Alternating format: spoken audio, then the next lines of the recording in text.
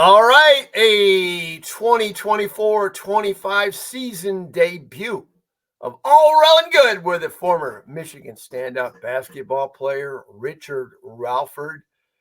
Rich is without doubt, and I just told my wife this around the back deck, time to do this podcast, that he is the most upbeat person I think I've ever freaking met in my entire life. And I do not know what your secret sauce is, but you're always upbeat and you're always smiling. So you tell us, then the fans of All Rell and Good, as we start this, year number 5 with you and me, I think. We're going into year number 5. Talking about Michigan basketball and all things maize and blue. How do you stay so positive, especially all in this stressful world we're in right now?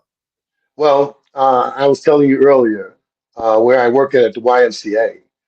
Every morning when I go to the gym to work out, we have this thing called the Kids Zone. And it's a bunch of 3 to 5 year old children. And every day that I go to the gym, these little kids run to the door so I can give them a fist pump. And everybody asks me the same question, so why do you do it? I do it because the kids keep me young. And I believe smiling and being happy is a whole lot better than being mad and grumpy all the time. Amen to that, brother. Yes, spoken by number 40, the High Wire Act out of Riviera Beach, Florida. 2-time Big Ten champion.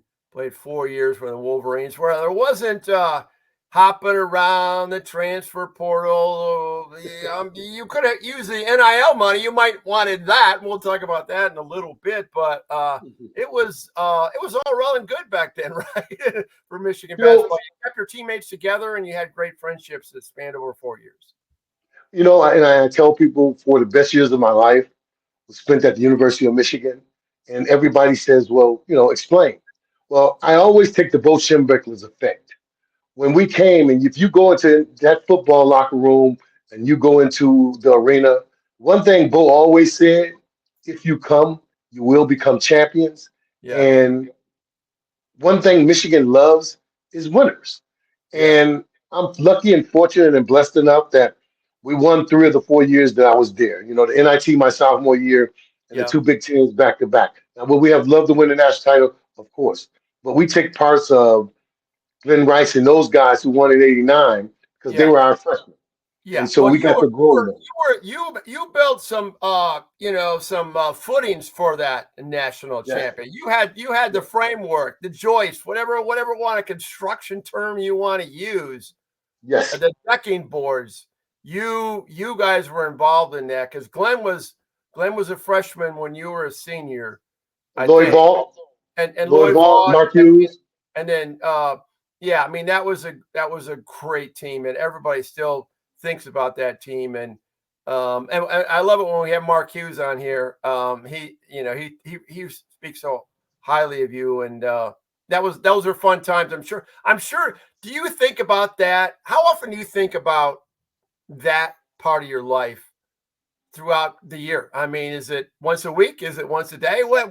Well, I should tell you, every time I see something Michigan is when I think about it. Okay. And every Saturday for sure, with Michigan football games. And now that Michigan basketball games are getting ready to start, I think about it all the time because, living here in Ohio, I got a lot of Buckeye fans. Yeah. But we're on the border. So we get a mixture of Michigan fans as well. And I'm going to tell you, it keeps me going that we keep winning. And, even though I had some reservations this year because I was watching our team and how it goes. Yeah. Well, after I watched Ohio State last weekend, I'm okay now. I feel a little better because I ain't sweating it. After they lost last week. Yeah, I feel a little better right now. Yeah, it's a little better. I think we can win it now. That's how before it was looking real bleak for me. Now after last week, I said, we'll be okay. Yeah.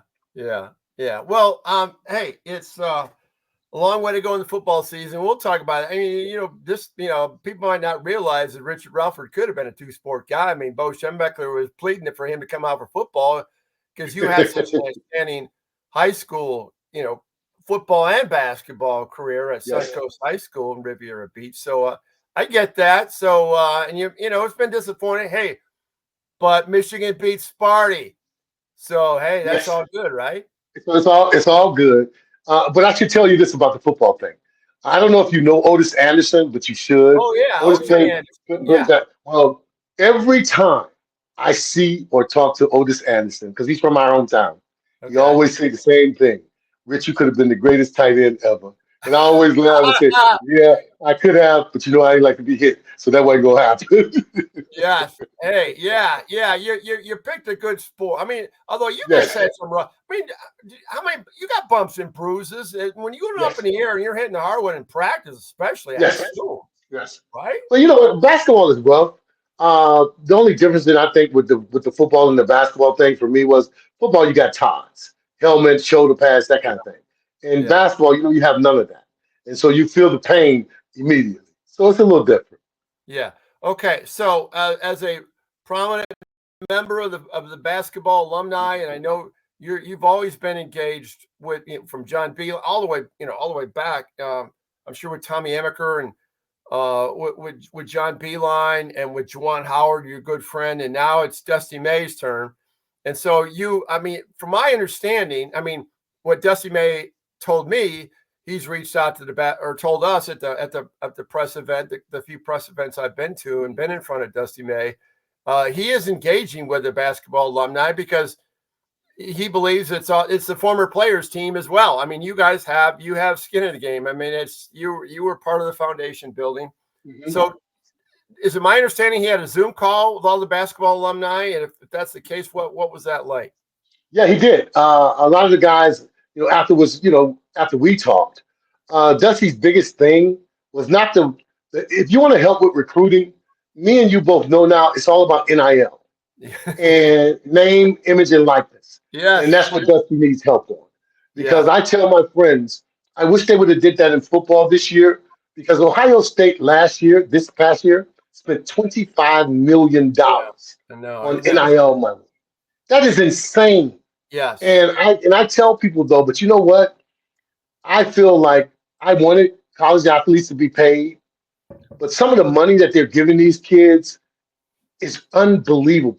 I saw a kid, I think it's Shadul Sanders from Yeah. Colorado, who makes $4.7 million in Right. NIL money. This is unheard of. My thing is though, Tom, I hope someone tell these kids that NIL money doesn't you don't get NIL when you go to the next level. It's a contract. But if you don't get to the next level, then what do? I hope you save the NIL money to Yeah. help you further along in your life Yeah. because it's not the same. The one story I can tell you that I heard from a kid, I can't remember what school. You know what he did with his NIL money? He got like $700,000. He bought his mama a house. That's what Okay. he did with his NIL money. Okay. And that's what you should do because you Yeah. may never be able to buy a house again Yeah. Yeah. after that. No, You that's know, good. and so, you know, some guys are good. You know, I see a lot of good things that can happen with the NIL. Well, Michigan alumnus Dave Portnoy, who is a big millionaire kind of guy, and he owns bar stools and the Arizona Bowl and all this stuff. He's heavily involved in Michigan. And when Michigan's football team was struggling at quarterback, a couple of weeks in, he made the declaration he's going to allocate $4 million to a quarterback. Okay, so all of a sudden, this I kid out agree. of Belleville, Michigan, his name is Bryce Underwood. He's the top quarterback in the nation. He's In the already country, I've seen it. yeah, he's committed to LSU, but he's still flirting with Michigan. And he was you know how that goes. I mean, it's like a couple would be engaged, and yet the two people are still out going on dates, if you know what I Right. mean. Right. So I know exactly what you mean. yeah, so Bryce Underwood, he was a guest at the Michigan State game, as recruiting guest, and so that whole romancing is still going on, but that's just the way of the world. I mean, it's just the genie's out of the box, and it's prominent in football. Football's getting the most attention with Hmm. NIL money, but basketball is up. Hunter Dickinson, we ran into that with the Kansas thing. Yep. And Dusty May told us just a week ago Friday when we were down there for that whole day that it's a big part of recruiting. That's just the way it is. And Ward Manuel is voiced several weeks ago now that Michigan's committed to more monies and Michigan's got to leverage your strengths. You You really have do. to. And the Yeah. University of Michigan has a lot of strengths to it. And one of them is they have a pretty affluent alumni base and fan base, whatever, people with deep pockets that want to be Right. involved in supporting the program financially. And that's just the way of the world. That's if you want to compete, you got to have that. Just and some people might not like it in intercollegiate athletics, but I'm sure as how Richard Rellford out of Riviera Beach, Florida would have loved it in 1982, 83, 84, 85, 86, whatever. I would have loved it because I think about Calipari, the coach that used to coach at Kentucky, who had Yeah, the private jet, yeah. and now he's in Arkansas. And people don't understand how a player doesn't really care what the coach gets, but it looks kind of crazy when the coach drives up to the arena in a Mercedes and you drive it in a broke down Toyota. Players, we start to feel like, well, we would like at least have a up to date car. And now with this NIL, you remember the kid who used to play at Michigan? My son tell me about him all the time. I can't remember. He's a big TikTok star, Jesus or something like that. Listen. He just threw out the first pitch at one of the baseball games the other day. Wow. Oh man, and he made. I saw him driving the Porsche. He said he made $2 million off of this TikTok stuff. Well, they had a female gymnast out of LSU that was a multimillionaire in college. From She's the highest paid. yeah, She is the highest paid. yeah, The young lady from LSU. influencer. Right, she's an influencer. There you go, influencer. Listen, Influence. I'm not mad at the kids. The only problem they're going to come up with this NIL thing is, and people think that I'm crazy when I say this, but you have to cap it. You got to give a cap. It's like, okay, perfect. Okay, I'm glad you brought that up because, like, right now in the World Series, you have the Yankees and the Dodgers, and the Yankees are the second highest paid payroll. The Dodgers are the fifth. So once again, when push comes to shove, the teams with the most money they pay out are in the World Series. So they're buying their Yes, way to the World Series, right? The Tigers, they did it with a low payroll, and I commend what they've accomplished, but it's hard to do. But Major League Baseball is the only sport that doesn't have a salary cap. That's right. why I think the NFL model, the NBA model are great because you have the draft. I mean, you're going to get parity, and yet you can still get people paid. So I think I don't know how they're going to structure. I don't know how they're going to put guardrails on this, Rich, but they need Right, to it's do coming tough. something. Yeah, they need to do something because it's Wild Wild West right now. Listen. When these kids start getting this money, and the first thing they start to do is go out and buy these unbelievable cars, these Mercedes, and all these things. Well, first of all, you're confusing your future Yeah, because after college, who says you're going to make $4-5 million a year? yeah, That's not promised to you. And I'm watching a basketball game the other night, and the kid destroys his tibia, breaks his leg playing. Now he's done. He may yeah, never play again. And yeah, now, if he has NIL money, it's going to stop. They're not yeah. going to give it to you if you're not playing. Okay, And so I want you to go back. You came in freshman 1982. You graduate. Last year was what 86. Okay, 86. okay. How are you able to now? I'm not trying to pry into your socioeconomic background, all that stuff but I mean, was it hard to? I mean, you weren't lacking for anything at Michigan in terms of Right. if you want to go to Pizza Bob's to get a milkshake, you always had enough money in your pocket. Is that right? Right. You always did. Yes, you did. Yes, you did. Okay. But you know what? Michigan had these places that we can go where you didn't have to spend a lot of money, where they did give you discounts on food. Okay. And that helped us because, listen, we weren't making no money like that in Michigan. And we started winning, things start to change. But my freshman year, we struggled. I got a winter coat because my church in Florida, Mount Olive, gave me $500 scholarship. That's how I was able to get a pea coat.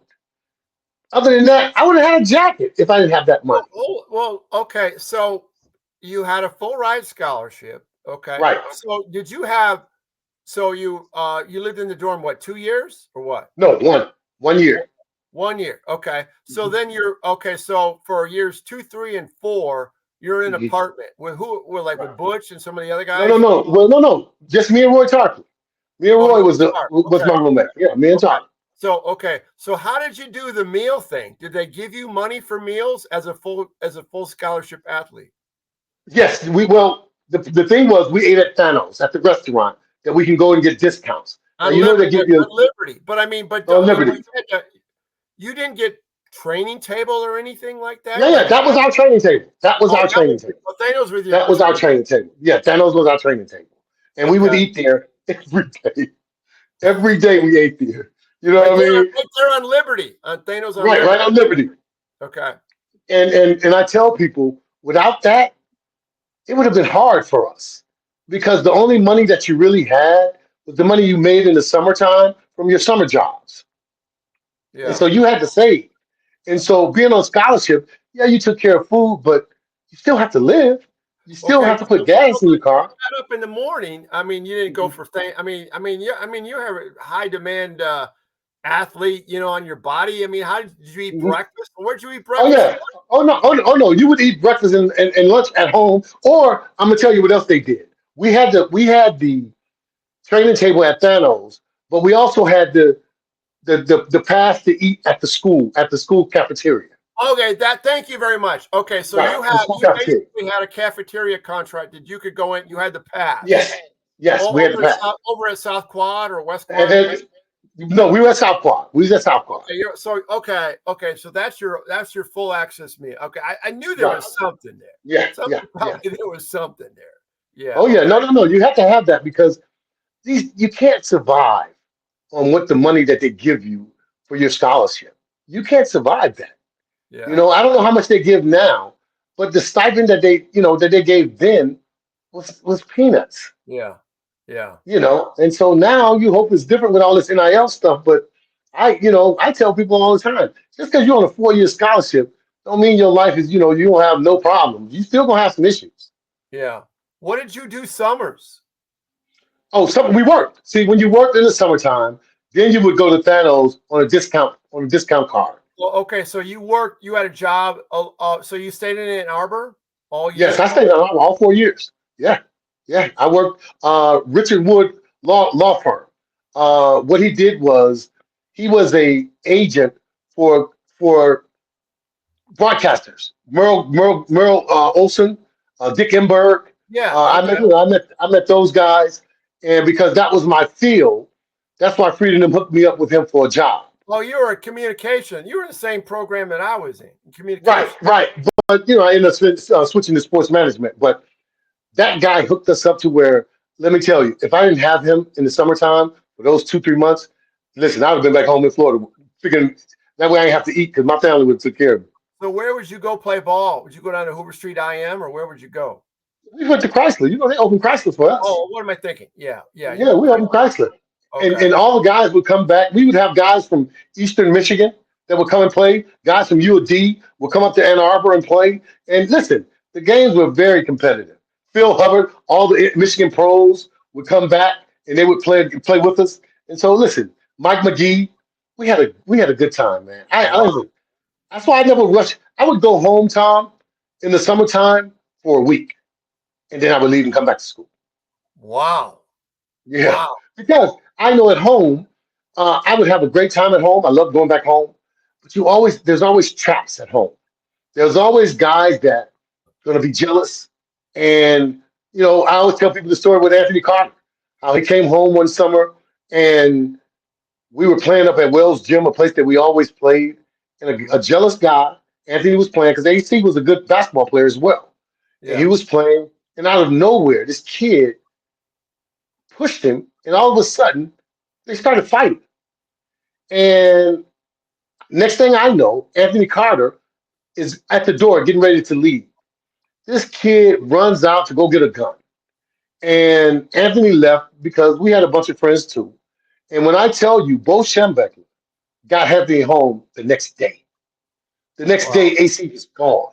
He was going back to Ann Arbor because wow. I don't know how Bo heard about it, but he did. And Anthony was gone the next day. And that was one of the things. Majority of the people in your hometown, they love you. They're gonna look out for you. But I always told my friends, Yeah, you love me, you're gonna look out for me, but you're not next to me all the time. If this Yeah. kid would have shot him, there was nothing you can do about it. Yeah. You know, Yeah. and so you gotta be careful.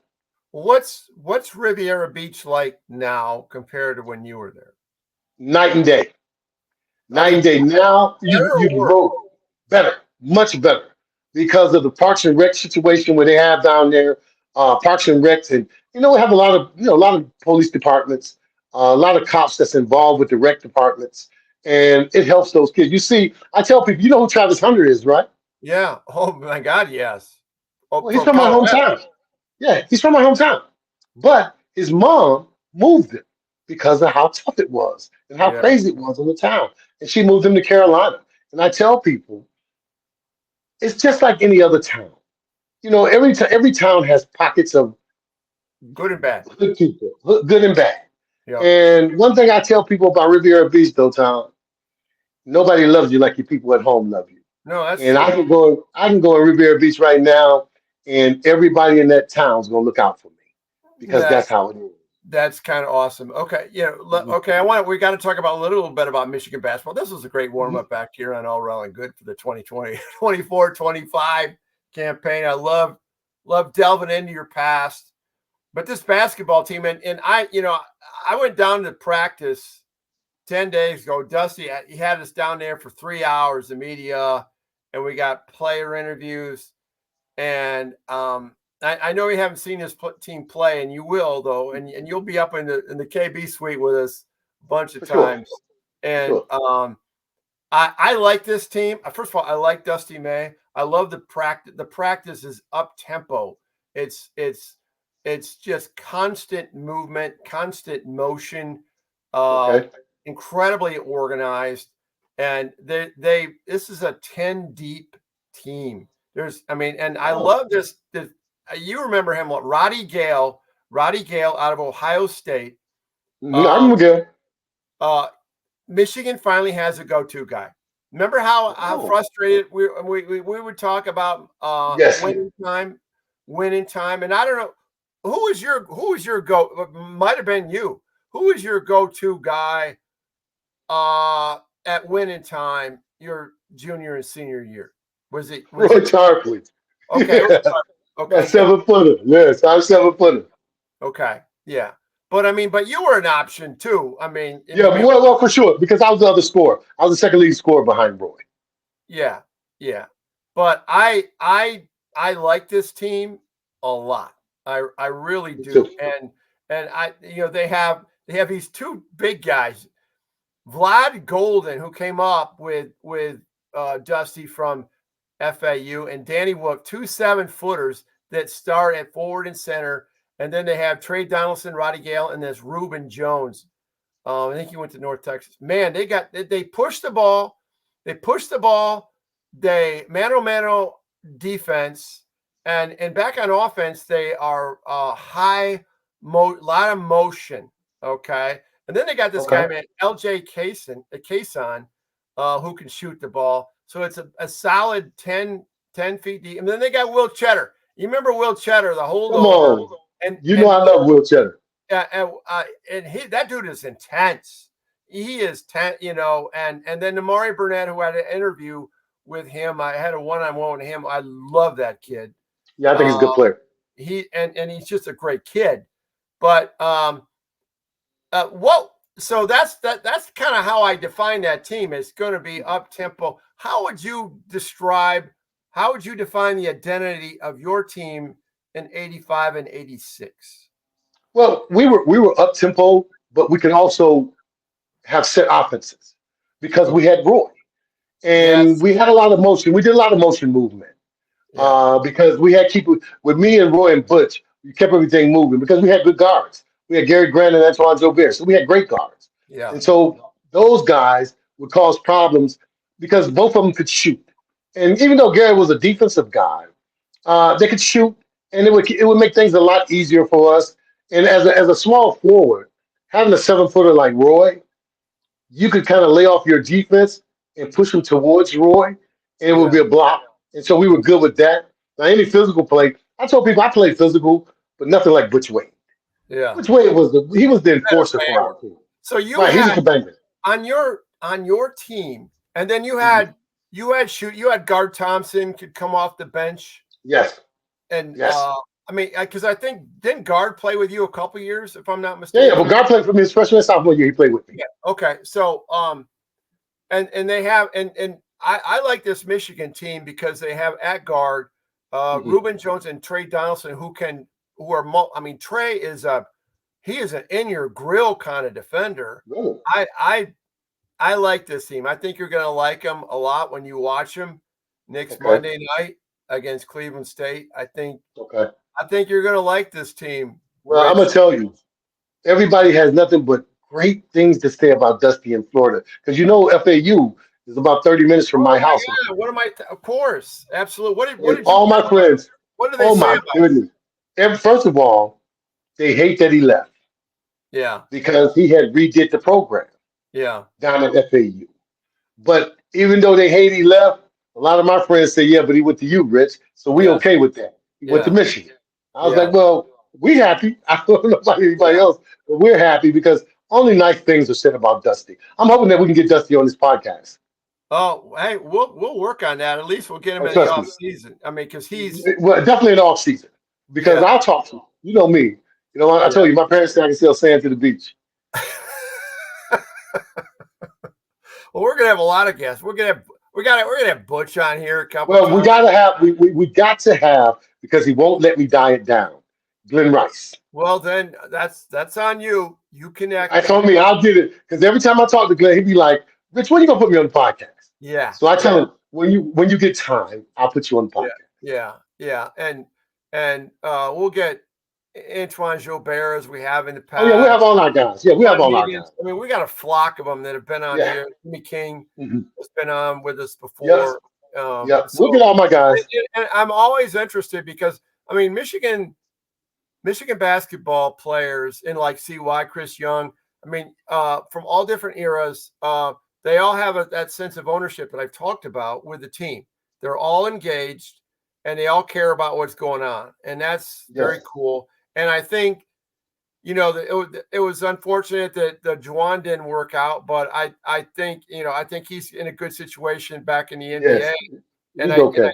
because I really do. And I think Dusty could be a long-term coaching stint for him at Michigan. Because what he I think didn't so. have, when those guys are down in Florida ask about why did he leave? I mean, he had, I mean, the lack of resources at there, and they were in the Final Four for God's sakes, versus what they have at Michigan. He loves the resources, and you've been to the Chrysler Center and the practice. I mean, all that. You know what it's like. Oh It yeah. blows away what you had. I mean, that's Well, listen, where we used to go in and watch videos, now is a weight room. yeah, yeah, It's unbelievable weight room though. yeah, And now, where we used to watch film in the locker room, oh, yeah. they have a whole separate section Well, they got a for brand new. They film. just redid the locker room, and so when you go there, and Oh, okay, so you haven't seen it. you're going to be all about that. I got to sneak in Listen. there, and it's like, wow. Oh I yeah, mean, now I look it's for it. constantly got to be upgrading for recruiting because You that's have what to. everybody else has. That's right. That's right. You have to do it. Yep. So, well, anyway, Rich, it's so great to be back for year 5. We're going to have a lot of fun. We're going to have a lot of guests. Yes, we are. The best thing, if I can just have you on and you bring your positivity and your smile, that makes my day right there, my Well, man. thank you, my brother. I appreciate you. Yep, yep. And so until next time, all Rell and Good here on the Crawford Podcasting Network. Go Blue. Peace. Go blue, baby.